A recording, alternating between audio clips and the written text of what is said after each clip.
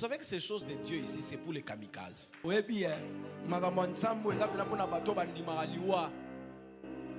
Amen. Amen. Ce soir, nous allons risquer de prendre des engagements publics. Nous allons nous exposer aux moqueries. Frère, si nous autres ici, on n'avait pas pris un jour le risque de se tenir debout dans une salle et dire, j'entends ici les noms de Papi. Je ne serai pas Dieu de cette chair. Vous pensez que toutes les fois où on avait fait ça, ça avait marché du premier coup?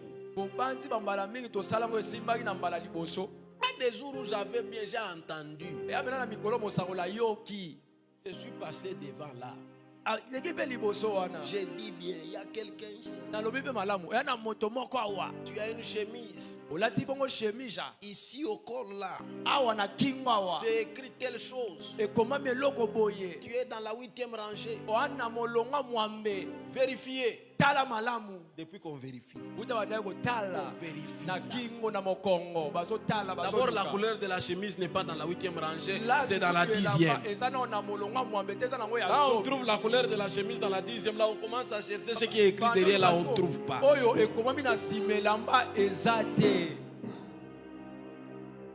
Moi ici j'ai déjà fui d'une maison. J'ai déjà fui d'une maison. J'étais très jeune à l'époque, un ami m'amène chez eux pour qu'on aille prier, j'étais en uniforme. J'arrive là, on dit juste merci à Dieu un peu. Je regarde une photo au mur. C'était la photo du papa de la maison. Je parle d'abord en langue. Je dis le papa ici. Dieu me dit il est au travail. Ah, voilà. Tout le monde est resté calme.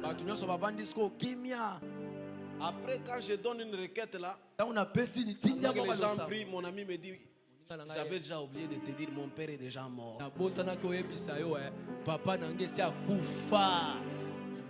Et pendant que j'étais en train de prier,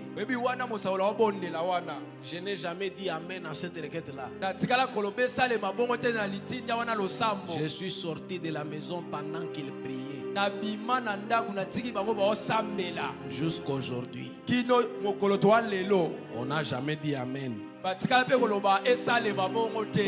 ce sont les risques du métier. Si on vous dit qu'on avait réussi tous les jours, là, on va vous mentir. Je me rappelle à l'époque, quand tu as commencé à me donner les numéros de téléphone, j'en recevais. J'avais un neveu à la maison. Quand j'ai pris, je reçois un numéro, je sors. Je lui dis, prends ton téléphone. Appelle d'abord ce numéro. Il compose comme ça. Ce numéro n'est pas attribué. Papa. Demain je reviens encore. Un jour il me dit, comment tous les numéros que Dieu te donne n'existent pas.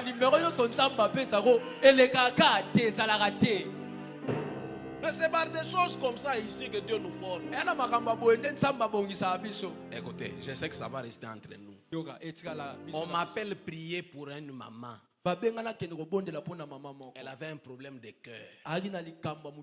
Elle était dans un hôpital, j'étais le nom de là chez nous à l'ouvrage. Ses enfants m'appellent. Sa fille croyait en moi. Vous savez les mamans ici qui aiment les prophètes. Et vous voyez, à l'époque j'étais le genre de prophète qui pouvait aller faire l'éveiller chez les gens. C'est pas aujourd'hui là.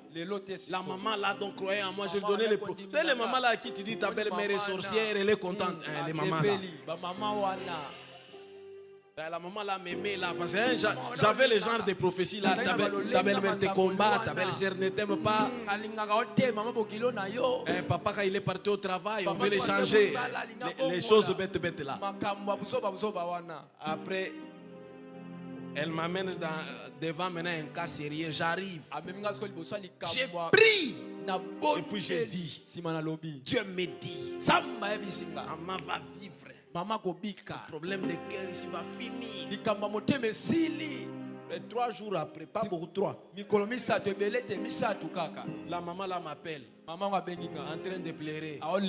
Elle dit, prophète, pourquoi ton Dieu nous a menti?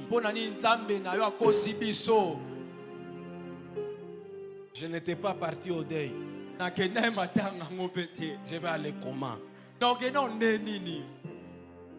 Ça fait partie du métier, frère. Je peux vous donner autant d'échecs que j'ai eu dans cette affaire ici. Frère, écoutez Dieu là. Ce n'est pas seulement l'assurance d'écouter une grosse voix. Par moment, Dieu te parle avec une voix intérieure calme et douce. Si tu ne prends pas le risque de parler, imaginez-vous que j'avais commencé à avoir peur de dire, ah, moi avec ces choses ici, c'est fini.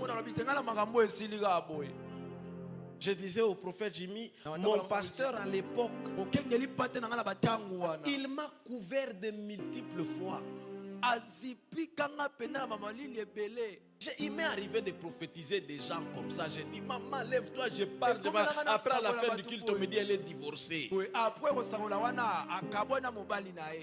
Je dis aux gens des choses, non, tu auras un travail.